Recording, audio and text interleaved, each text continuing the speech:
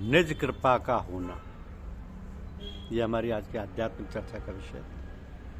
निज कृपा का होना।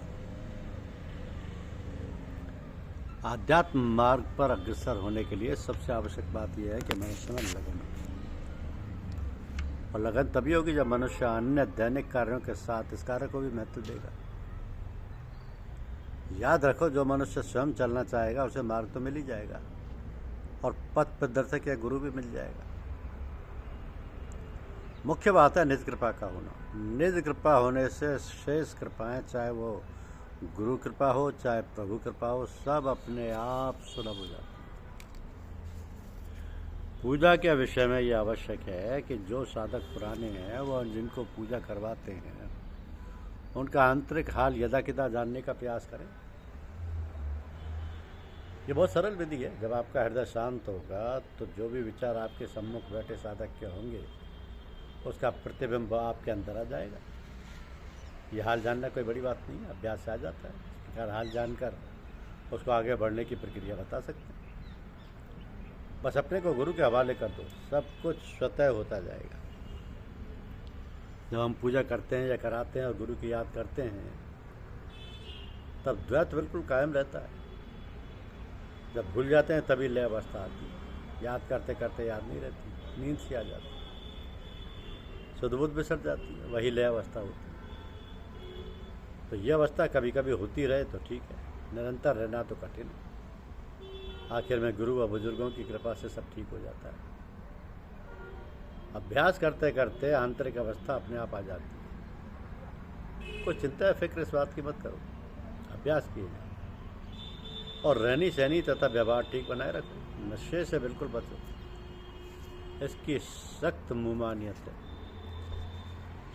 ये सही है कि किसी व्यक्ति में उल्टे सीधे ढंग से भी यदि नाम रूपी बीज पड़ जाए तो किसी न किसी दिन वह अवश्य वृक्ष का रूप ले लेगा, परंतु यदि विधि विधान से लिया जाए तो अधिक प्रभावशाली होता है।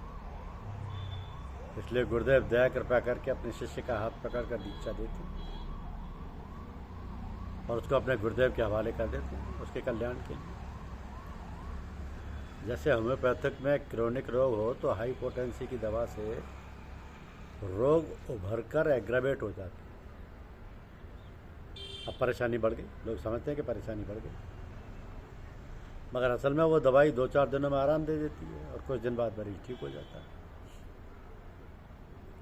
इसी तरह संचित कर्म में जब प्रतिक्रिया होती है तो जो संस्कार जमा है वो कुछ कुरेदते हैं, तब घबराना नहीं चाहिए। साधक को लाभ हानि व्यापार में भी होता है, नौकरी चाकरी में भी कुछ न कुछ लगा ही रहता है। सब दिन ना होते एक समान। यदि अधिक परेशानी हो तो गुरु का सहारा लो। अपने गुरु को इत्तला करनी चाहिए और अपनी परेशानी कहना चाहिए, उससे आपको संतोष मिलेगा। 2 बातें नोट करने की हैं। पहली, अपने गुरु की बात पर अमल करना प्रेम से, और दूसरी, जो कुछ हम पर गुजरे उसकी इत्तला गुरु को देते रहना चाहिए।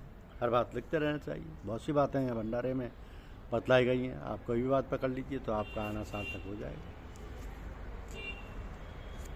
तो जिस भांति चातक स्वाति नक्षत्र में बादलों की ओर दृष्टि लगाए मुंह खोले रहता है, जिस प्रकार चकवा चकवी चंद्रमा की ओर निहारते रहते हैं, उसी प्रकार शिष्य भी गुरु की ओर अपनी सारी चेतना लगाए रहे।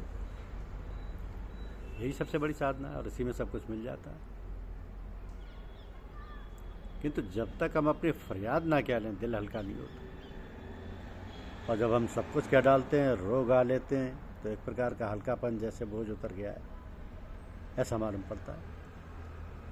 किंतु साथ ही में हमें यह जिद ना पकड़नी चाहिए कि ये बात ऐसी हो जाए, ऐसी जैसी हम चाहते हैं।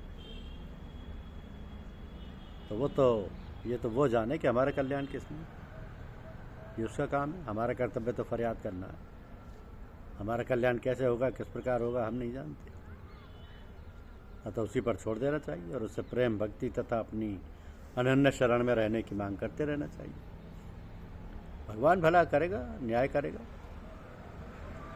इच्छानुसार सब कार्य करना तुम्हारा कर्तव्य है,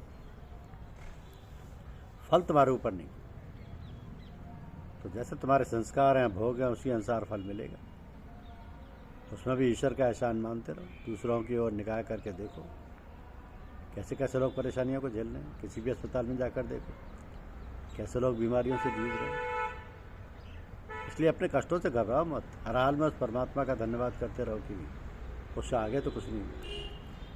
भगवान से प्रार्थना है कि वो हम सब लोगों को सद्बुद्धि दे और हम लोगों को सन्मार्ग पर चलाए। किसी भी सांसारिक पुरुष से किसी बात की आशा करना ठीक नहीं। असल में करता धरता तो परमात्मा ही है।